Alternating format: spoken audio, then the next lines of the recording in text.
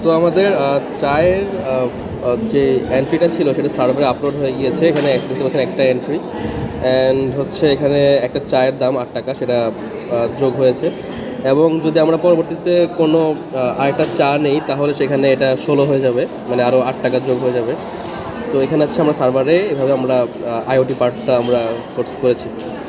And আমাদের মেশিনের ভিতর হচ্ছে আমরা সিস্টেমটা করেছি, এটা হচ্ছে যে ফ্লাস্কটা, চায়ের ফ্লাস্ক, সেটা এটার ভিতরে হচ্ছে আমাদের মোটর দেওয়া।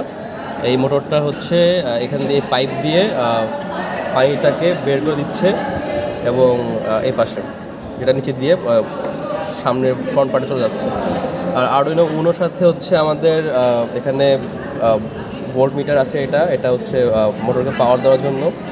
অ্যান্ড এ পাশ দিয়ে হচ্ছে আমরা আমাদের আরএফআইডি কার্ডটা বের করে রেখেছি। আর আমরা আমাদের নেটওয়ার্ক ভালো পাওয়ার জন্য আমরা আমাদের 8266টাকে আমরা বাইরে বের করে রেখেছি।